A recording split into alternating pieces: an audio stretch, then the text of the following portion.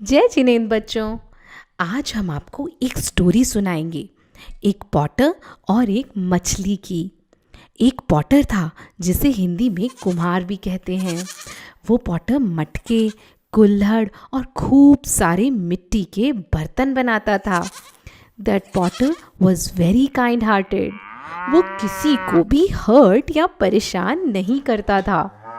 वो रोज़ की तरह पॉट्स बनाने के लिए कुएं से मतलब एक वेल से पानी लेने गया। He took a bucket and a long rope. कुआं तो बहुत ही गहरा था। कुएं के पास जाकर उसने बकेट धीरे से कुएं के अंदर डाली। पता है स्लोली क्यों डाली? जिससे कुएं या पानी में रहने वाले कोई भी जीव या इंसेक्ट्स हर्ट ना हो। जैसे ही बकेट की शैडो कुएं के ऊपर आई तो कुएं में रहने वाली मछलियां, फिशेस अलर्ट हो गईं कि ये कौन नीचे आ रहा है। कुछ फिशेस तो अपनी लाइफ की सेफ्टी के लिए नीचे की ओर चली गईं और कुछ मछलियों को लगा कि फूड आ रहा है तो वो फूड के लालच में ऊपर की ओर चली गईं। उन्हीं में से एक छोटी सी मछली ऊपर स्काई से आने वाली सनरे से अट्रैक्ट होकर हमेशा सोचती थी कि ऊपर की लाइफ कितनी अच्छी है, यहाँ हमारे कुएं में तो बहुत अंधेरा है। उस फिश ने सोचा क्यों ना मैं इस बकेट में राइड करके ऊपर ही चली जाऊं। ये सुनते ही उसकी मॉम ने उसको डांटा कि ऐसा करना डेंजरस हो सकता है। उसकी मम्मा ने कहा कि फिशेस को तो कभी भी पानी से बाहर नहीं जाना चाहिए। लेकिन वो बेबी फिश तो अपना मन बना चुकी थी, इसीलिए उसने किसी की बात नहीं सुनी। तो जैसे ही बकेट पानी के अंदर आई, उसने झट से बकेट में जंप लगा दिया। फिर बकेट पूरी भरने के बाद पॉटर ने बकेट को धीरे धीरे ऊपर खींचना शुरू किया।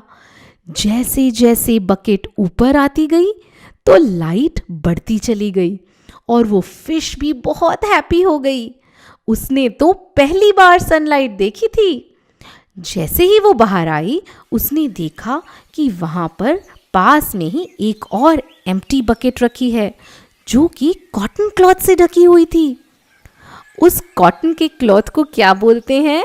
छन्ना, जो कि पानी छानने के लिए यूज़ होता है। तो वो बेबी फिश ये सब देख रही थी और एकदम से वो स्लाइड होने लगी। तो पता चला कि पॉटर ने फिश वाली बकेट के पानी को धीरे धीरे कॉटन क्लॉथ वाली बकेट में डालना शुरू कर दिया। तो क्या हुआ बताओ? क्या फिश अभी भी पानी में रही? नहीं, फिश तो फिल्टर होकर कॉटन क्लॉथ के ऊपर जा गिरी। उसके साथ उसके और भी बहुत सारे जीव और इंसेक्ट्स भी फिल्टर हो गए थे। सारा का सारा छना हुआ पानी कॉटन क्लॉथ के नीचे वाली बकेट में चला गया। पानी के बिना तो फिश रेस्टलेस होने लगी, तड़पने लगी। वो रेस्टलेस फिश छटपटाकर मिट्टी में जा गिरी। पॉटर को तो इस बात का पता भी नहीं था। देखो तो फिश तो सोच रही थी कि वो बाहर लाइट में आकर हैप्पी हो जाएगी, लेकिन यहाँ तो वो फिश बिना पानी के ऑलमोस्ट मरने वाली थी। So that fish started crying.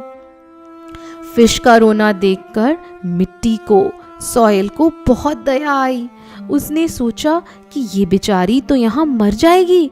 उसने फिश से बोला, ओ फिश, जल ही, वाटर ही तुम्हारा जीवन है। तुम्हें अपने से बड़ों की बात माननी चाहिए थी। ये लाइट जिससे तुम अट्रैक्ट होकर बाहर आई हो ना, this is not your life. तो फिर उस सॉइल ने पॉटर को बोला, ओ काइंड पॉटर, ये मछली तो पानी के बिना मर जाएगी। प्लीज इसे कुएं में फिर से सेफली वापस पहुंचा दो। पॉटर ने ये सुना और जल्दी से क्या किया?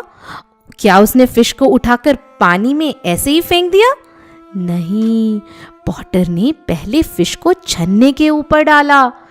फिर उस छन्ने को फर्स्ट बकेट के ऊपर उल्टा करके रखा और थोड़ा सा छना हुआ पानी वापस छन्ने के ऊपर डाल दिया। तो क्या हुआ? जो सारे फिल्टर हुए जीव थे और जो वो बेबी फिश थी ना, वो वापस छन्ने से पानी के साथ बकेट में आ गई। अब उस पॉटर ने बकेट को वापस कुएं में डाल दिया। कैसे? फास्ट या धीरे धीरे?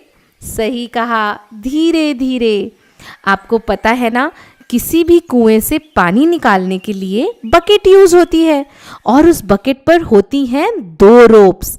एक तो पानी को ऊपर नीचे पुल करने के लिए और दूसरी रोप होती है बकेट को टिल्ट करने के लिए, जिससे कि पानी धीरे से एम्प्टी या फुल किया जा सके। तो पॉटर ने फिश और इंसेक्ट्स वाली बकेट को कुएं में डालकर टिल्ट करने वाली रोप को पुल किया, जिससे बकेट थोड़ी टेढ़ी हो गई और उसके सारे जीव, वो फिश, वापस कुएं में चले गए हैप्पीली। तो देखा आपने बच्चों, वो पॉटर कितना काइंड हार्टेड था, कैसे उसने फिश को हर्ट होने से बचाया। देखो, जैसे फिश हर्ट हुई, ऐसे ही कई बार हम हर्ट हो जाते हैं और कई बार हमारे फ्रेंड्स भी हर्ट हो जाते हैं। ऐसे में हमें उनकी हेल्प करनी चाहिए। उनको कोई प्रॉब्लम हो तो उसे सॉल्व करना चाहिए।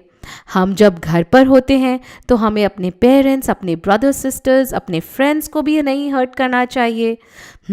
और कभी वो हर्ट हो जाएं, उनको कोई प्रॉब्लम हो, तो हमें उसको सॉल्व करने की कोशिश करनी चाहिए।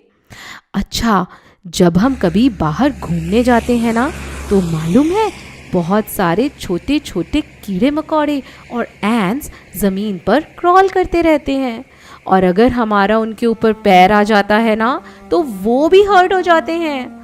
वो भी वैसे ही हर्ट होते हैं जैसे हमें चोट लगती है, जैसे हमें दर्द होता है। इसीलिए हमें हमेशा देख कर चलना चाहिए। अच्छा, जब हम बाज़ार से कोई चीज़ खरीदते हैं खाने की, तो भी हमें ध्यान रखना चाहिए कि हम कोई ऐसी चीज़ ना लें जिसमें कि लिविंग बीइंग्स को हर्ट किया गया हो। हमें हमेशा इंग्रेडिएंट्स चेक करके ही कोई चीज़ लेनी चाहिए।